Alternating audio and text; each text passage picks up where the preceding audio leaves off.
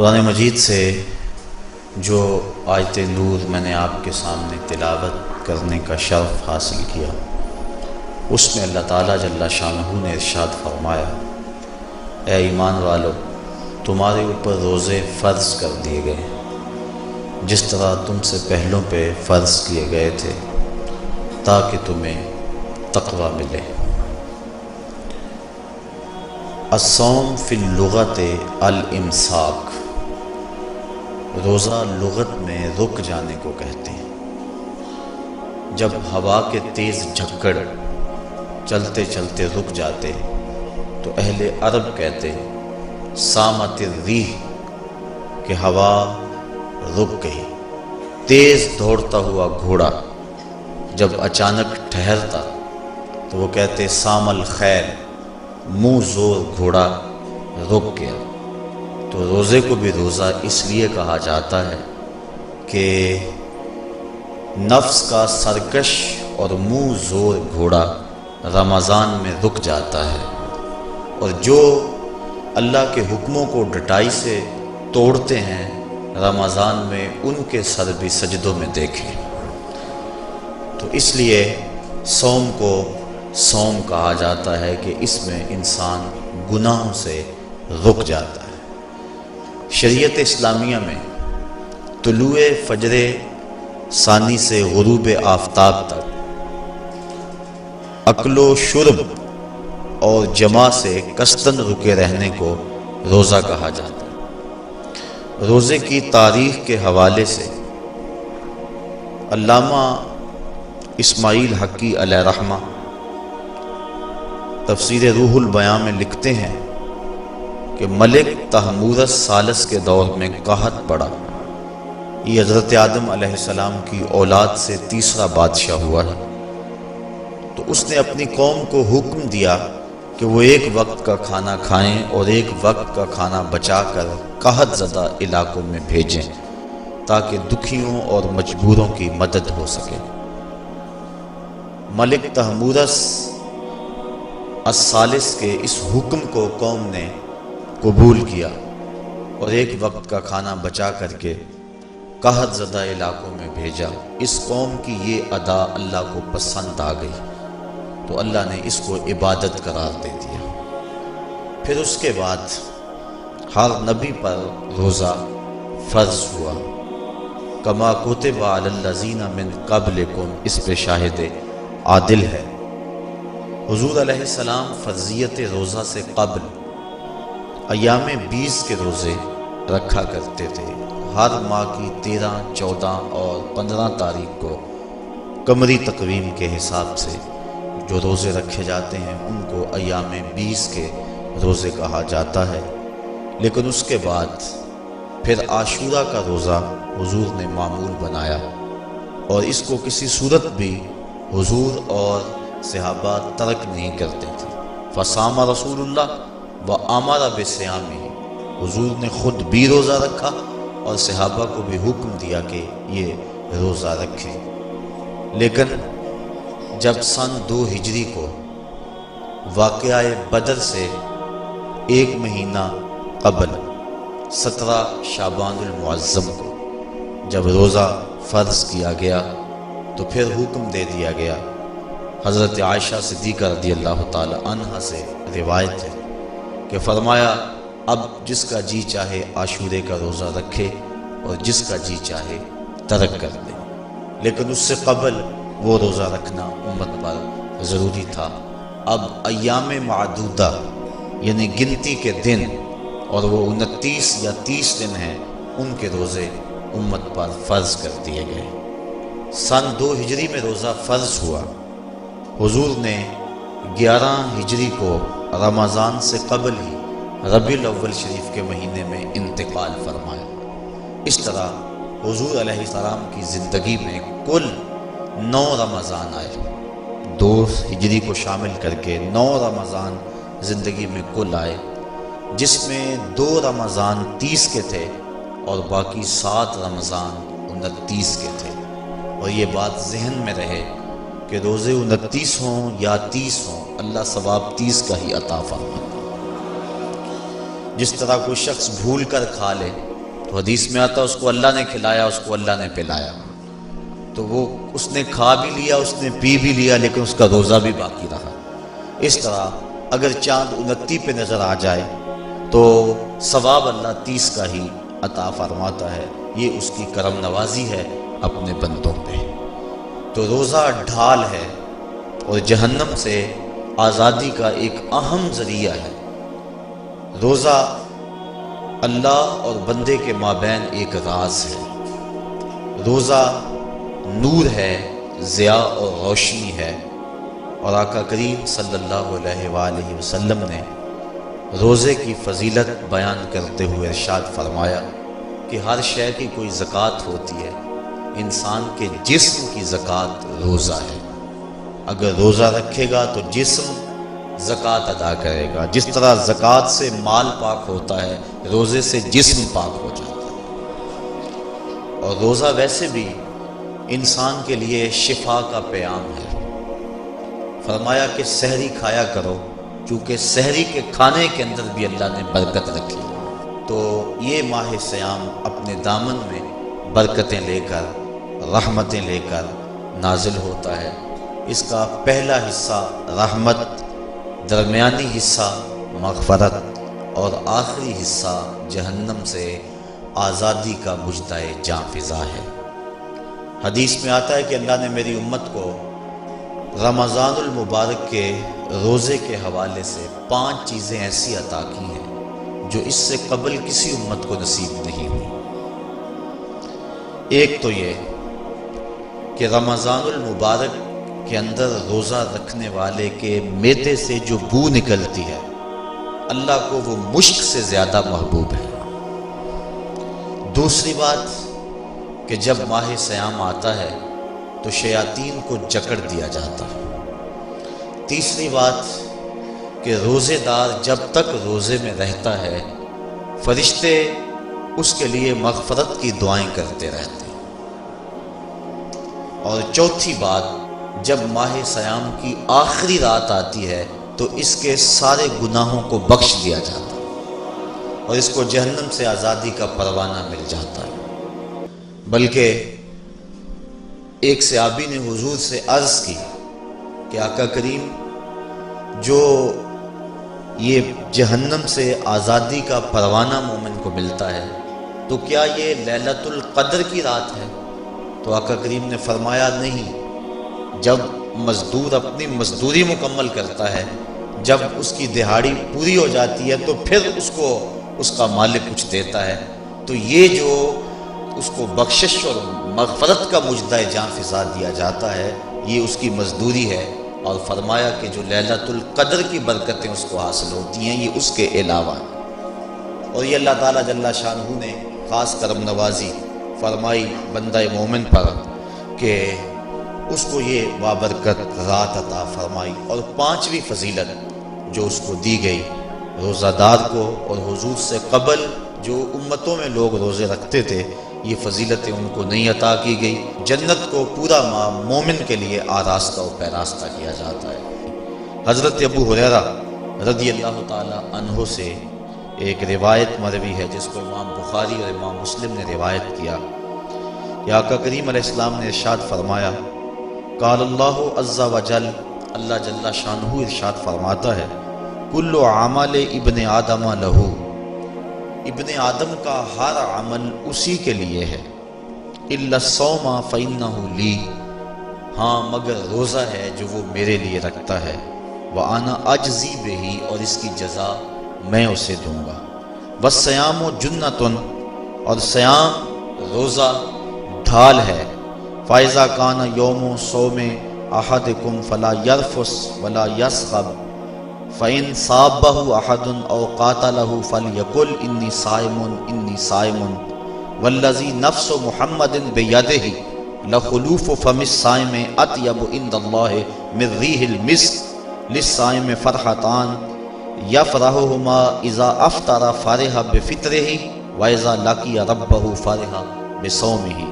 تو فرمایا کہ جب کوئی شخص روزہ رکھتا ہے تو اس کا یہ عمل اللہ کے لیے ہے اور اللہ تعالیٰ اس کی جزا دے گا۔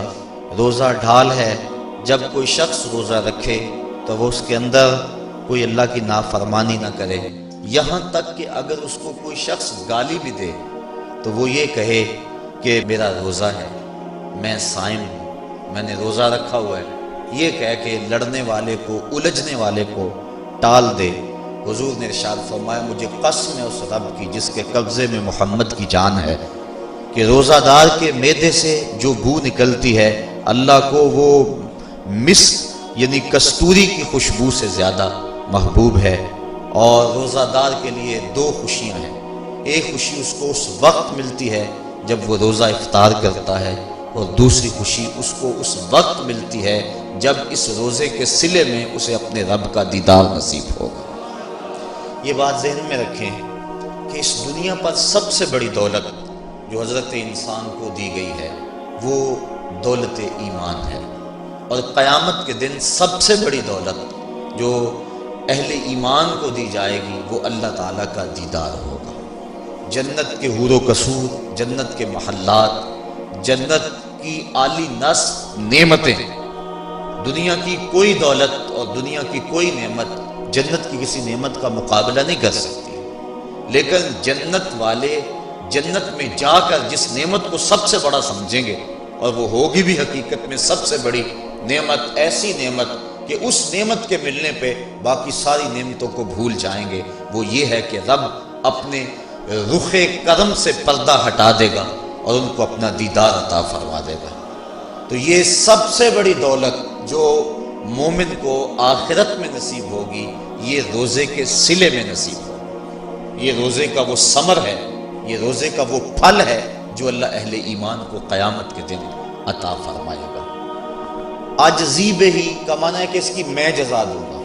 ایک روایت میں آتا ہے کہ جو اعمال ہیں وہ 7 طرح کے ہیں۔ 2 اعمال ایسے ہیں کہ جو واجب کرتے ہیں، 2 اعمال ایسے ہیں کہ جن کی جزا ان کی مثل ہے، اور ایک عمل ایسا ہے کہ جس کی جزا 10 گنا ہے، اور ایک عمل ایسا ہے کہ جس کی جزا 700 گنا ہے، اور ایک عمل ایسا ہے جس کی جزا بے حساب ہے۔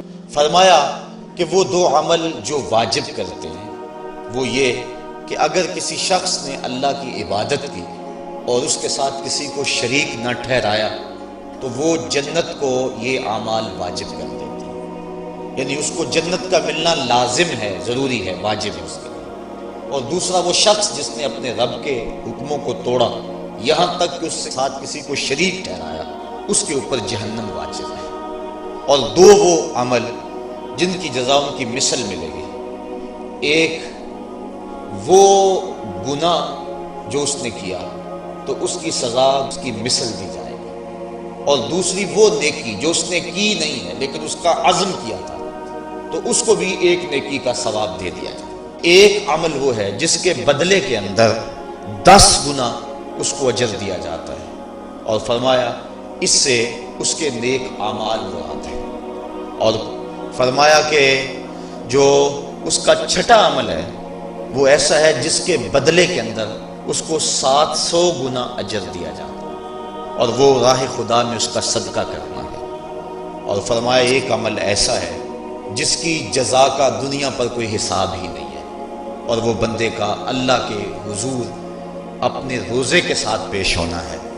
تو روزہ ایک ایسا عمل ہے کہ جس کی جزا کا کوئی حساب ہی نہیں ہے، تو یہ اللہ کے علم میں ہے کہ وہ اپنے بندے کو کتنی اس کی جزا اور کتنا اس کا صلہ عطا فرما دیتا ہے۔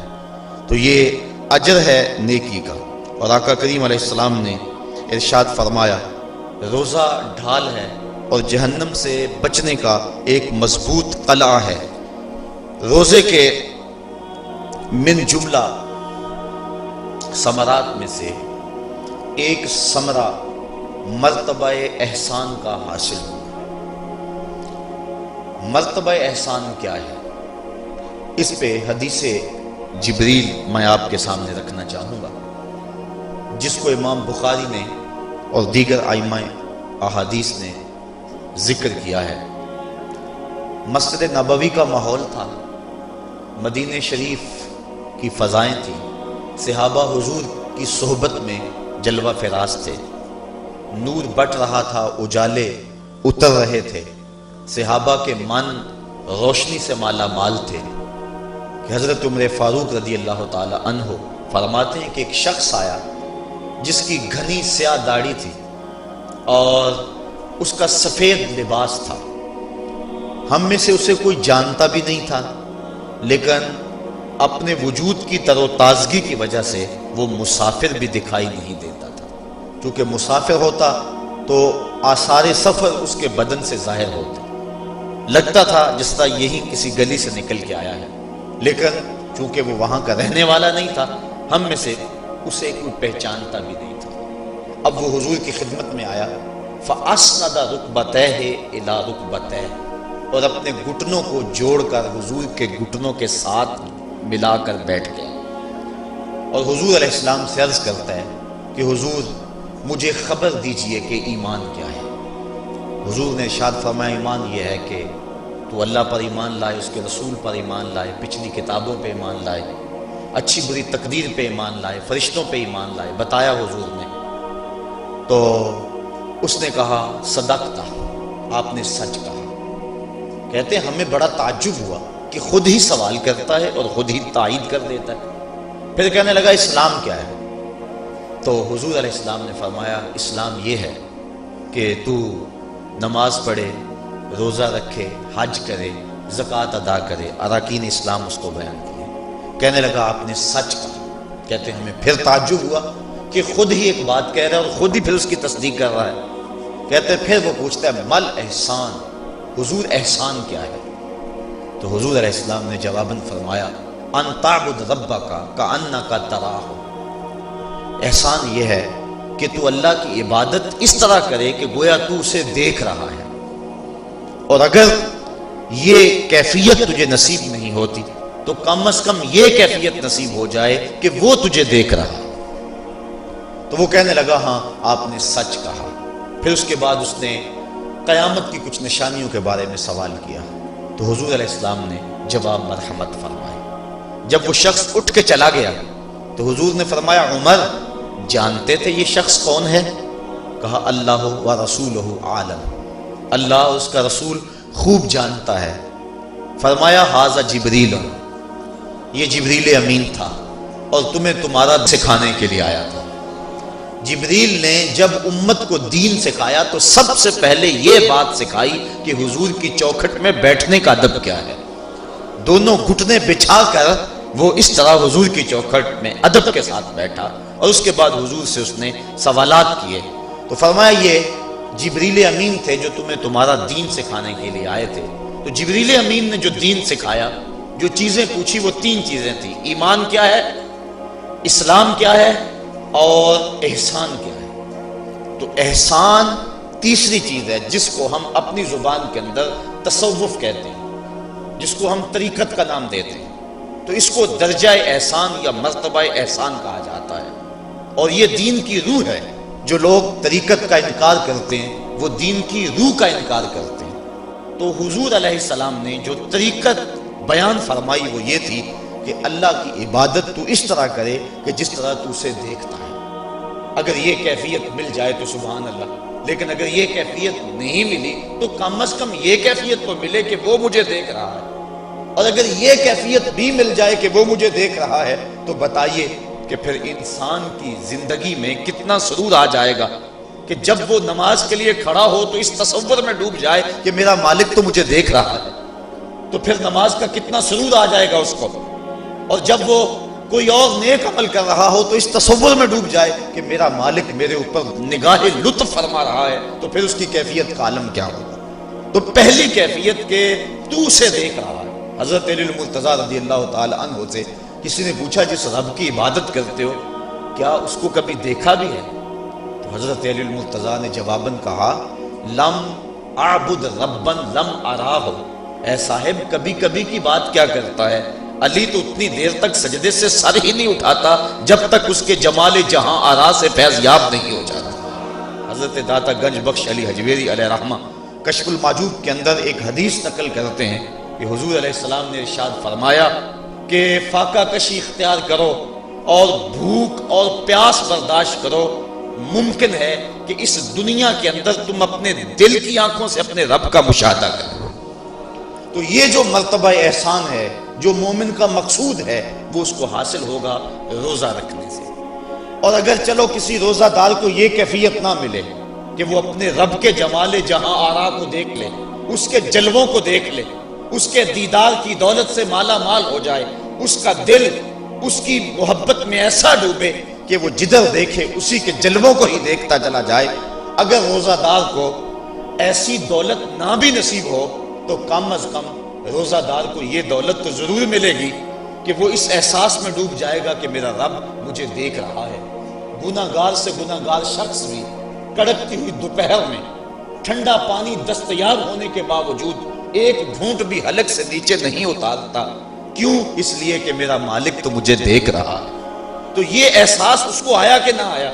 کاش کہ رمضان میں یہ نور جو ہم کو نصیب ہوتا ہے، یہ رمضان کا خاص نور ہے، مرتبہ احسان سے پھوٹتا ہوا یہ اجالا رمضان میں ایک گناہگار سے گناہگار شخص بھی حاصل کر لیتا ہے کہ وہ اس احساس میں ڈوب جاتا ہے کہ میرا مالک مجھے دیکھ رہا ہے۔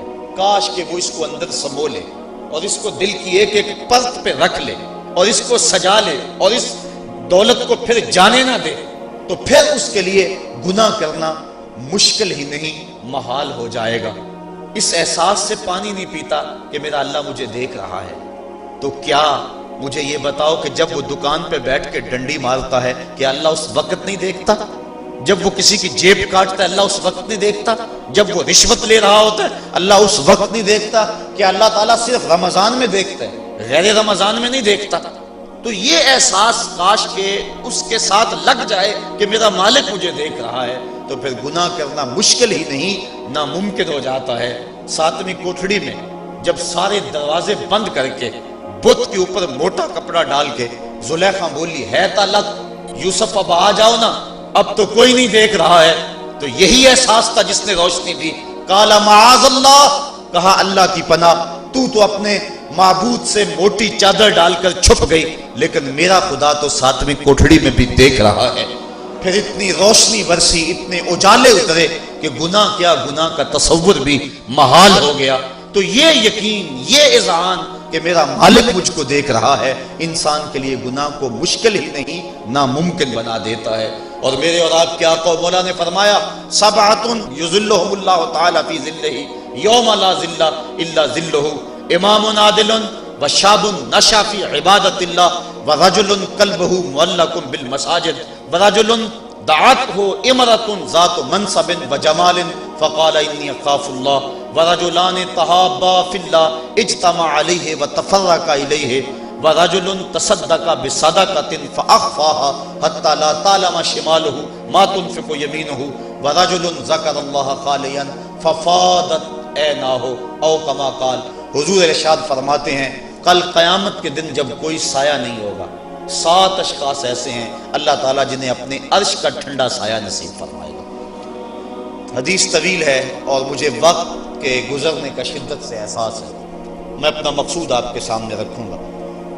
چوتھا شخص وہ وَرَجُلٌ دَعَتْهُ امْرَأَةٌ ذَاتُ مَنْصَبٍ وَجَمَالٍ فَقَالَ إِنِّي أَخَافُ اللَّهَ۔ چوتھا وہ شخص جس کو کسی عورت نے دعوت گناہ دی، اور وہ عورت کوئی معمولی عورت نہیں تھی، ذات و منصب و جمال، ایک روایت میں ذات و حسب و جمال، یعنی منصب اور جمال کی مالکہ تھی، یا حسب و نسب اور جمال کی مالکہ تھی، اور اس نے نوجوان کو دعوت گناہ دی۔ اب قدموں میں حسن خود بخود بچھنے کے لیے بےتاب ہے، تو جب جذبات انگڑائیاں لے رہے ہوں، جوانی جوبن پہ ہو اور آرزویں مچل رہی ہوں اور حسن خود قدموں میں بچھنے کے لیے بےتاب ہو، تو پھر اپنی خواہشات کو لگام کون دے گا؟ لیکن اگر کسی نے اس وقت یہ کہہ کے اس کی پیشکش کو ٹھکرا دیا، انی اخاف اللہ، میں تیری بات کیسے مانوں، مجھے رب سے بڑا ڈر لگتا ہے۔ حضور فرماتے ہیں جب کسی عورت نے اس کو دعوت گناہ دی، یا کوئی مرد کسی عورت کو دعوت گناہ دینے لگا، تو اس نے کہا انی اخاف اللہ، میں تیری بات نہیں مان سکتا کہ مجھے اللہ سے ڈر لگتا ہے۔ حضور فرماتے ہیں کل قیامت کے دن جب سورج سوا میل پہ ہوگا اور زمین تانبے کی ہوگی، لوگ پسینے میں شرابور ہوں گے، اللہ پورے قہر و غضب اور جلال میں ہوگا، لوگ برہنہ اٹھائے جائیں گے، پسینے سے شرابور ہوں گے، ندامت ان کے چہرے پہ چڑھی ہوئی ہوگی، لیکن 7 اشخاص میں سے ایک شخص یہ ہے کہ قیامت کے دن جب کوئی سایہ نہیں ہوگا، اللہ اسے اپنے عرش کا ٹھنڈا سایہ نصیب فرما دے گا، کہ جس نے برائی کو یہ کہہ کے ٹھکرا دیا کہ میرا رب مجھے دیکھ رہا ہے اور میں اس سے خوف کھاتا ہوں۔ امام یافعی نے روض الریاحین کے اندر یہ واقعہ لکھا ہے کہ ایک نوجوان کپڑے کی دکان پہ کام کرتا تھا، ایک عورت آئی، اس کا اس جوان پہ دل آ گیا، اس نے کپڑا ضرورت سے زیادہ خرید لیا اور مال کے دکان سے کہنے لگی جوان کو میرے ساتھ بھیج دو، میری گٹھڑی بھاری ہے، گھر چھوڑ آئے۔ مال کے دکان اس کی نیت سے آگاہ نہ ہو سکا، اس نے نوجوان کو ساتھ بھیج دیا۔ جب وہ اس کو گھر لے گئی، اندر داخل کر کے دروازہ بند کر لیا اور دعوت گناہ دینے لگی۔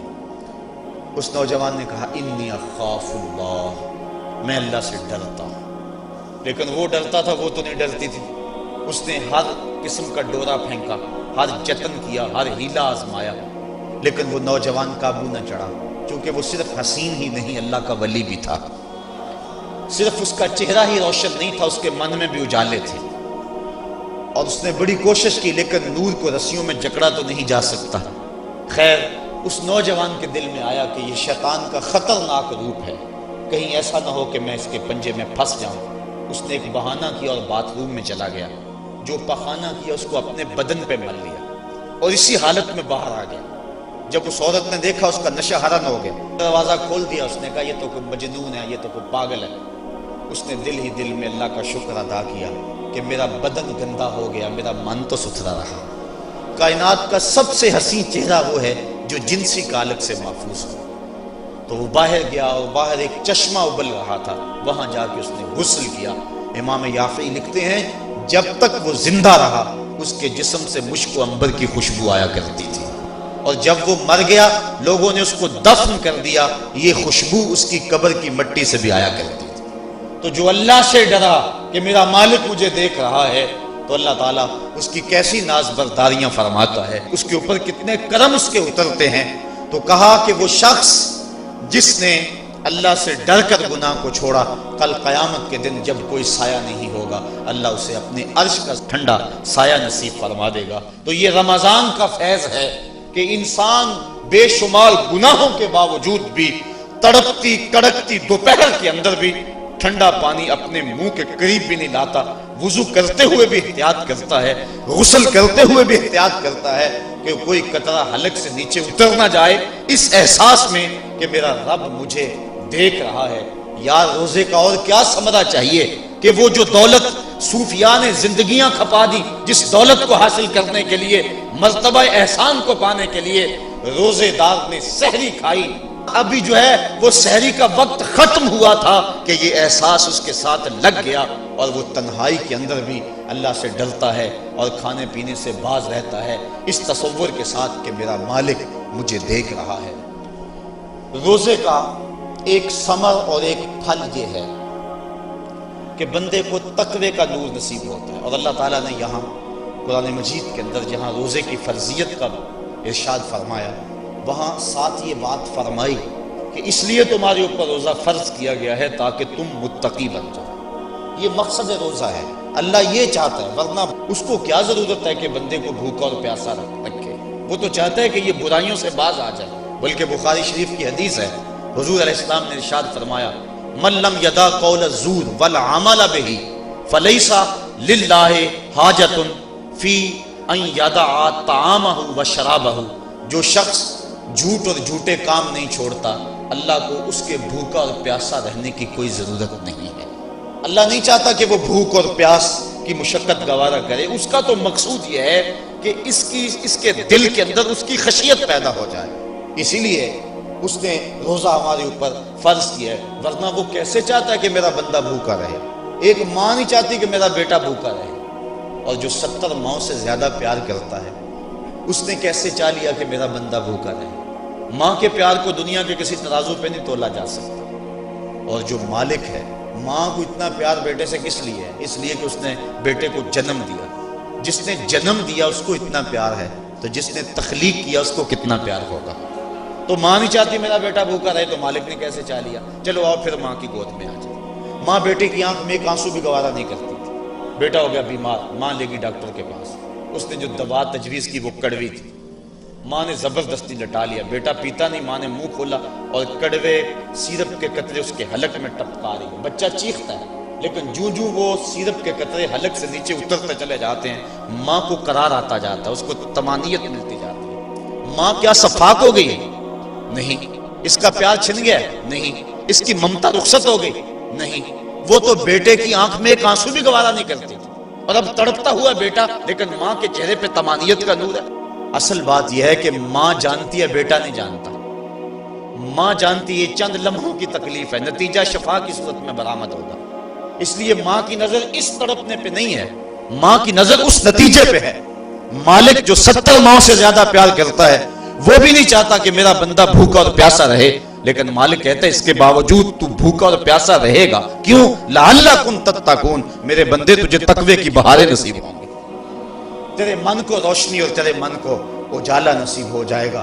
تو یہ تقوی نصیب ہوتا ہے روزے سے. چونکہ یہ بات ذہن میں رکھیں، ہمارے دو دشمن ہیں جو ہمیں نیکی کے راستے سے روک رہے ہیں. بات لمبی ہو رہی ہے، اختصار کر رہا ہوں. ہمارے دو دشمن ہیں جو ہر وقت ہمارے ساتھ لگے ہوئے، ایک شیطان اور دوسرا نفس. جو شیطان ہے وہ بڑا دشمن ہے یا نفس بڑا دشمن ہے؟ تو آپ اس بات پہ کسی دلیل کی ضرورت نہیں، آپ سب کہہ رہے ہیں کہ نفس. اور سادی سی بات ہے کہ شیطان آدمی کو بہکاتا ہے، لیکن شیطان جب خود بہکا، اس نے انکار سجدہ کیا، اس وقت کوئی دوسرا شیطان تو تھا نہیں. تو شیطان کو شیطان بنانے والا نفس ہے. تو یہ نفس شیطان سے بھی بڑا دشمن ہے. اکیلی جان دو دشمنوں کے نرغے میں. لیکن جب ماہ سیام آیا، سلسلۃ الشیاطین، حدیث میں آتا ہے شیاطین جکڑ دیے گئے. دو دشمنوں میں ایک دشمن ہمارے جکڑ دیے گئے. اب ایک دشمن ہمارا باقی ہے، نفس. اب نفس کا مقابلہ کر لیں گے تو شیطان چھٹ کر ہمارا کچھ نہیں کر سکے گا. لیکن اگر ہم نے اس موسم کے اندر اپنے نفس کا مقابلہ نہ کیا تو پھر ہم جو ہے وہ اس نفس کی شامت سے شیطان کے ہتھے بھی چڑھ جائیں گے. اب نفس کی تربیت کیسے کریں؟ اس کی تربیت بھی روزے سے ہوتی ہے. آپ کہیں گے وہ کیسے؟ تو شیخ فرید الدین عطار کا قول سناتا ہوں. شیخ فرید الدین عطار کون شخص ہے؟ کسی معمولی شخص کا نام شیخ فرید الدین عطار نہیں ہے. علامہ اقبال کے روحانی پیشوا، جن کو وہ مرشد رومی کہتے ہیں اور اپنے آپ کو مرید ہندی کہتے ہیں. اور یہ بات ذہن میں رکھیں کہ اقبال نے رومی کو ویسے پیر نہیں مان لیا، بڑا چن کے پیر تلاش کیا اقبال نے. بلکہ جب پیر دو ہوں اور دونوں ہی بڑے قابل ہوں اور مرید کے لیے مصیبت بن جائے کہ ادھر جاؤں کدھر جاؤں، امتحان تو اس وقت ہوتا ہے. اب اقبال کے لیے جو ہے وہ دو چیزیں تھیں، ایک رازی اور ایک رومی.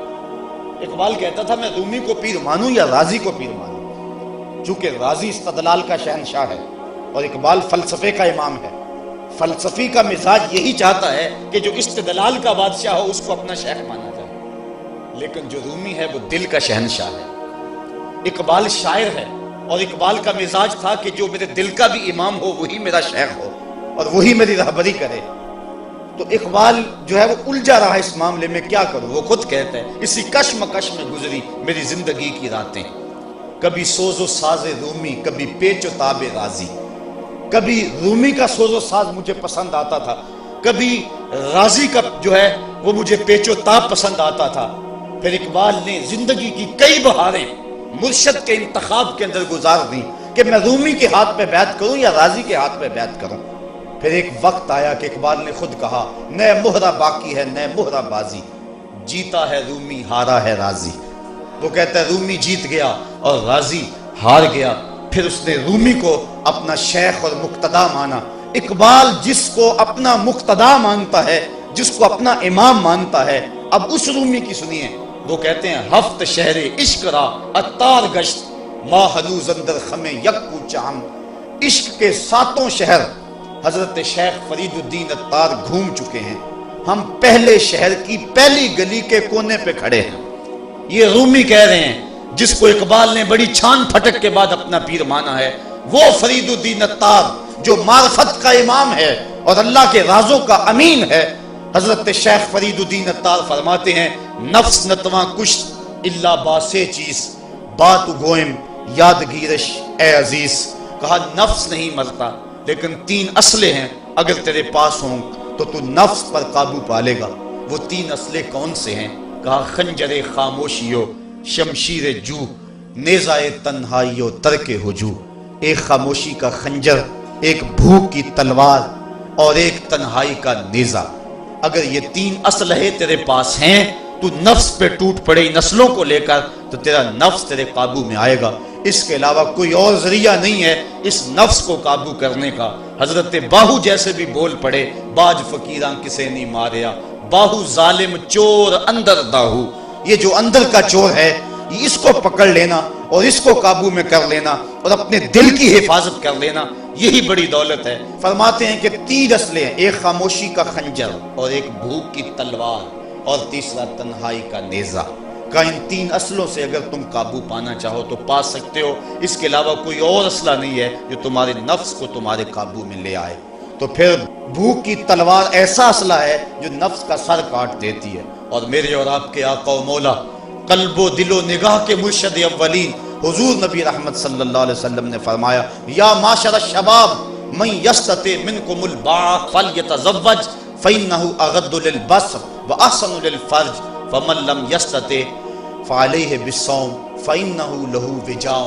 اے جوانوں کے گروہ، تم میں سے اگر کوئی شخص نکاح کی طاقت رکھتا ہے تو وہ نکاح کر لے، یہ نظر اور شرمگاہ کا محافظ ہے۔ اور اگر تم میں سے کوئی نکاح کرنے کی فی الحال طاقت نہیں رکھتا تو وہ روزے رکھے، روزے شہوات کو توڑتے ہیں۔ تو نفس کی تہذیب بھوک سے ہوتی ہے، اور بھوک ایک ایسا اسلحہ ہے کہ جس سے ہم اپنے نفس کو قابو میں لا سکتے ہیں۔ حضرت نظام الدین اولیاء علیہ رحمہ جو تصوف کے سرخیل اور امام ہیں، آپ فرماتے ہیں کہ آدھی فقیری روزہ ہے اور آدھی فقیری باقی سب کچھ ہے۔ تو روزہ اگر نصیب ہو گیا تو پھر مالک کا قرب مل گیا، اور یہ تقوی کا نور ہمیں روزے سے حاصل